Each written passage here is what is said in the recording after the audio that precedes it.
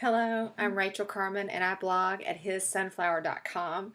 Today I want to talk to you about setting the stage for your read aloud time with your family. I want to start off by saying I hope that you're having read aloud time every day with your kids.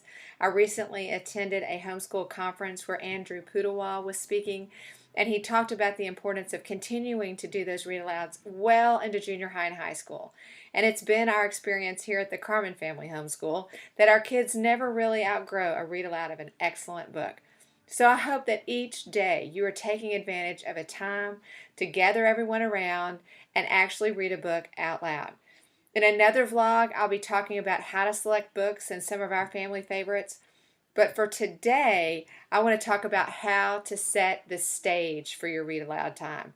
It's very important how you get set up for this. First of all, there are two things you do before you start your read aloud. First of all, everyone goes to the restroom. Otherwise, you get about 3 sentences in and somebody needs to go and disrupts the entire moment. So please have everyone go to the restroom. We have a policy around here. When I ask everyone to go to the restroom, I didn't ask if they needed to. I just asked them to go. So please get everyone to go to the restroom before you even start. Secondly, you want to make sure that your phone is off, or turn to stun, or at least in another room so that you don't have to hear it and its ringing does not interrupt the time either.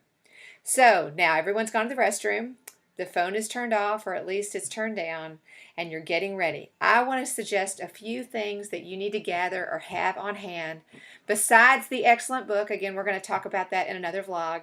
These are a few things that I have found over the years that will be very helpful. First of all, I want to encourage you to perhaps yourself as the reader have a hot or a cold beverage. This is actually my favorite mug in the house. I'm a hot tea drinker. I will usually make an entire pot of mint tea for our read aloud time. I usually read aloud at least an hour, sometimes an hour and a half or 2 hours to the kids every day. And so I drink a lot of hot tea every day.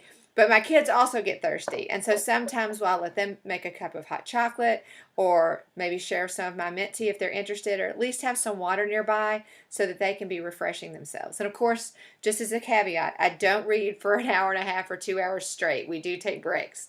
Secondly, you need to probably have, depending on what you're reading, a box of tissues handy. Whether or not it's cold season, I hope that you're reading some books that evoke emotion. And moms, it's good for your kids to be touched by the literature that you share with them or the stories that you read. So have a box of tissues nearby. If you don't need it for the particular story, it may be cold and flu season. You're going to need those close by. So have a box of tissues close by. One of my passions, if you've heard me talk at all, is I'm a mother of 4 boys and 3 girls, but 4 boys. And my boys need something to do while I'm reading.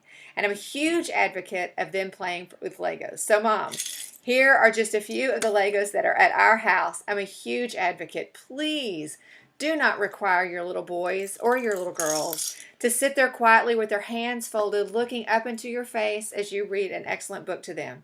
This is why, Mom, if that is what you're asking them to do, they might be sitting there still, and it might look like they're paying attention, but every ounce of their energy is being used to sit still and obey you.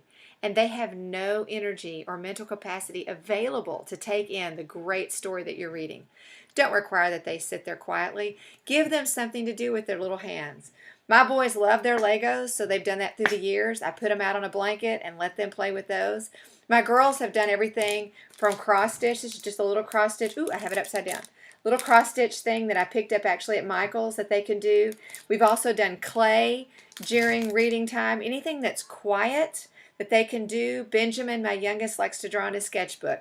Give them something to do with their hands. And as you're reading along, ask questions. Again, we'll talk to that a little later.